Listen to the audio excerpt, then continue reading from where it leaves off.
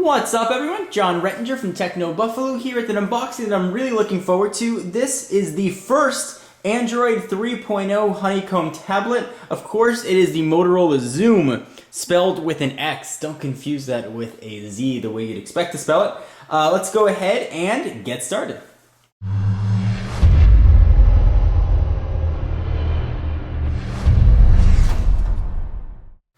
Alright, so here's a picture of the Xoom on the box. Interestingly enough, the box doesn't come sealed, so maybe that meant there was a last-minute firmware update or whatever. The box doesn't come sealed, so when you buy it, don't pick it up like this or you're going to drop your $800 tablet. And yes, that was not an error. This thing is going to cost you $800, which is a lot of money for a tablet. So here's a picture of the device on the front. Some specs on the back, nothing really on the side, nothing on the side, package contents. We'll see what that is in a minute. And talking a bit about Android 3.0 Honeycomb, Motorola Xoom with Google powered by Android 3.0 on the Verizon network. This is a CDMA device. At launch, it will support Verizon's EVDO Rev A, but it will be upgradable. And the rumor and what it looks like it's going to be, it's actually going to be a hardware upgrade to Verizon's 4G LTE. So stay tuned to Techno Buffalo for details on that. There's a lot of optimizations here meant for the tablet. And for those of you that have been following the Android 3.0 news, you'll know that 3.0 is the first Android operating system that's optimized for the tablet. So you get a new YouTube interface, new Google Maps, and a tablet version of Angry Birds, which we've seen. But enough of me talking about the tablet. Let's go ahead and dig in, and I will run through all the specs. And I've actually not held one of these yet in person, so I'm actually really looking forward to it. So here is the Motorola Xoom. It feels pretty nice in the hand. We'll take a look at that in just a minute. Let's see what else you're going to get in the box. One point of note, if you do buy this from Best Buy, and at launch, it's available from Best Buy retailers or your Verizon wireless store. If you buy it from Best Buy, you are going to have to activate 1 month of data. You can go down to their lowest plan, which is $20 per month, and then you can choose to sort of cancel it after that. But in order to get it out of the store, you are going to have to activate it. The Wi-Fi is not locked on it, but in order to take it out of Best Buy, you are going to have to pay for that. If you buy it from Verizon store, you will not have to. So you may be better off heading to your local big red retailer.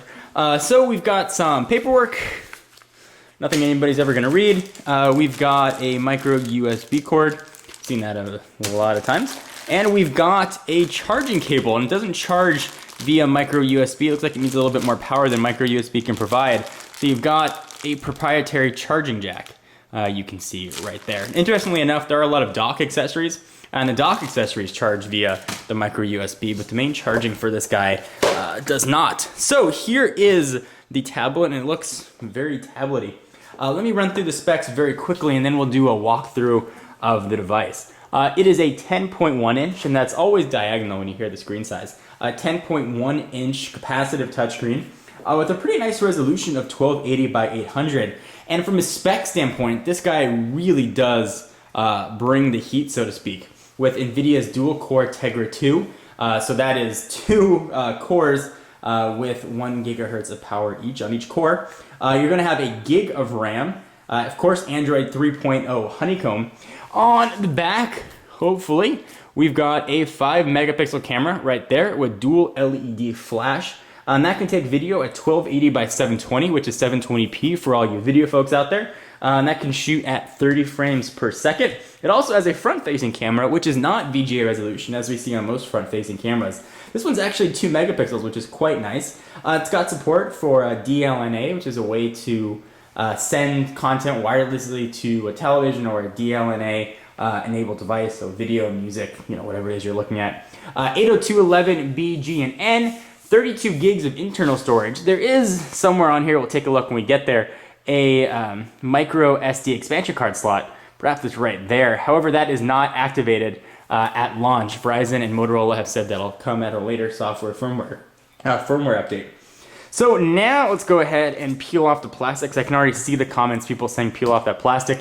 So let's go ahead and do that and take a look at the tablet. And I will enjoy the probably 3 minutes that I have a tablet without fingerprints on it. Let's go ahead and pull this thing off.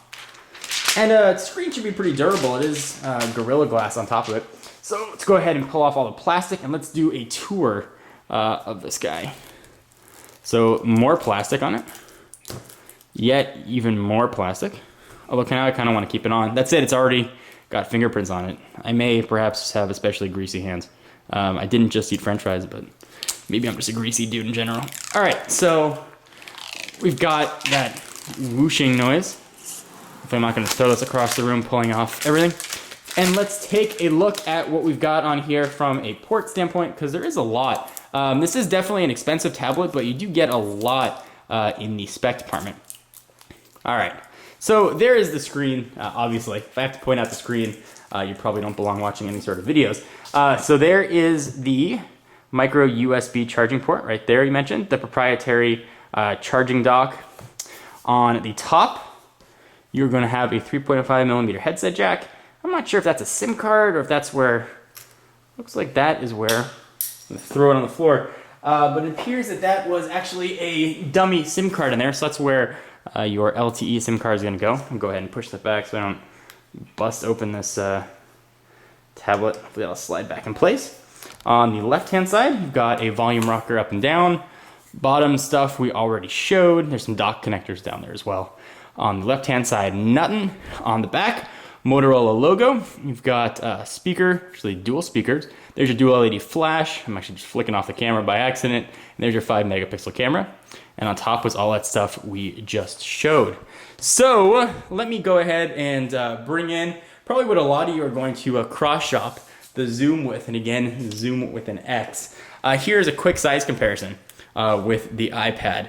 And you can see how greasy my fingers actually are, if I get that right angle there.